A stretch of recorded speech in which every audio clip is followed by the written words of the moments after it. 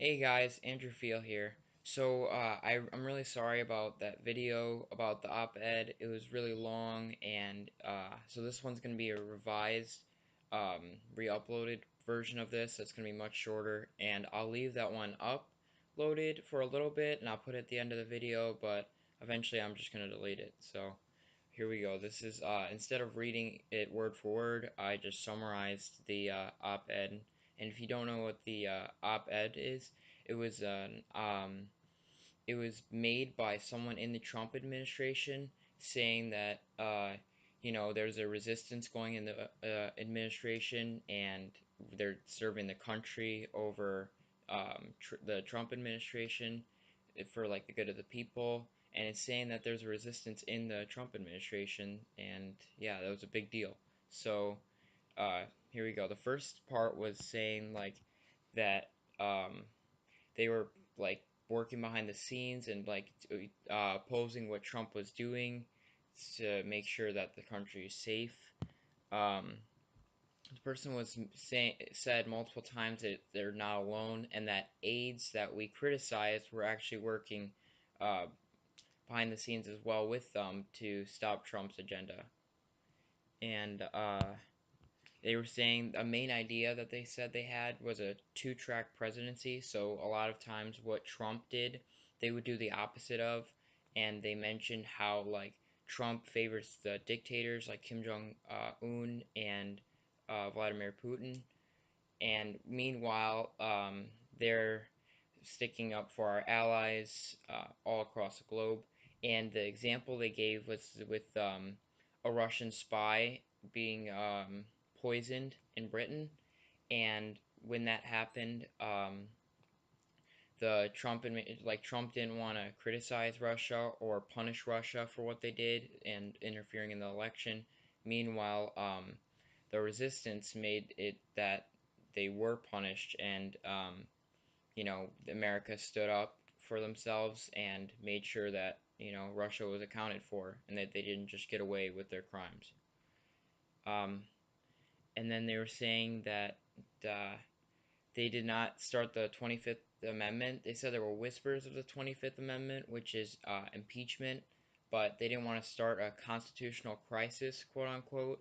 And I mean, maybe it could be a little bit too much. I think that they should have, but maybe they didn't have the power. And the Los Angeles Times said that this person was a coward because they did not start that process of impeachment and they were just being silent until now. But if you think about it, he's their boss, and doing this alone and publishing this is a lot, even though, well, the New York Times knows who posted this, but they kept their identity secret to keep their job safe.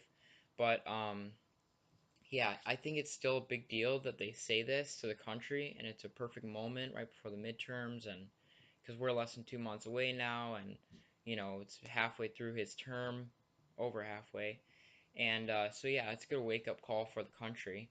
So I disagree with the Times saying that this person was a coward because it gives the country a lot of hope, and yeah, I think that they didn't have the power because Congress is the one that's supposed to have the power. The Senate is supposed to be the um, place where Trump can get impeached. But, since he's Republican and the Senate and House of Representatives are Republican, they don't really do checks and balances. So that's on Congress and not the people in the Trump administration.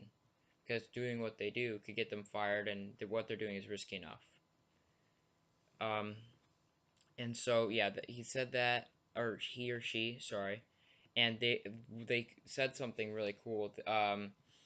Quoting them on this, also, they said that they were gonna wait until one way or another it's over, and that's saying whether his term ends or and he doesn't get reelected, or he gets impeached before his term ends. So that was a pretty bold move, and I like that.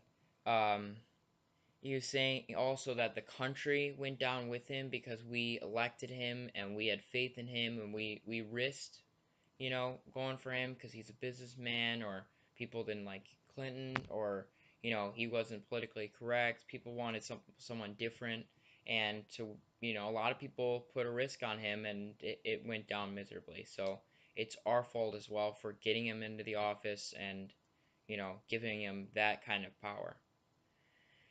And then they went on to talk about John McCain. And here I'm gonna read this quote just for a second. And he was saying that Senator John McCain put it best in his farewell letter. All Americans should heed his words and break free of the tribalism trap with the high aim of uniting through our shared values and love of this great nation. And the author went on to say how Senator John McCain was an example because he would say his views, and I covered this in my first video, but how he was different and would speak his views over his party, and that Trump feared honorable men such as John McCain. And yeah, and they used a weird word when saying Senator John McCain, which led uh, in the article HuffPost.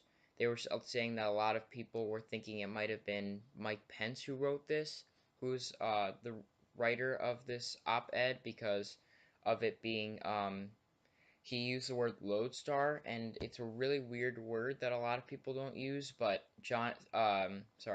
sent no, Mike Pence uses lodestar often, so maybe, but it could be anyone in the White House, so it's hard to tell. Um, and then finally, they ended it with saying that the real difference, like they'll do their best, to try to stop Trump, but the main thing we can do is to not just go with our party, but for everyday citizens such as ourselves to vote with who we believe over our party. And that's a strong message to the people. And I think that it's a great way to end it. It said that, like, instead of putting labels, like saying the political parties, we should think of Americans.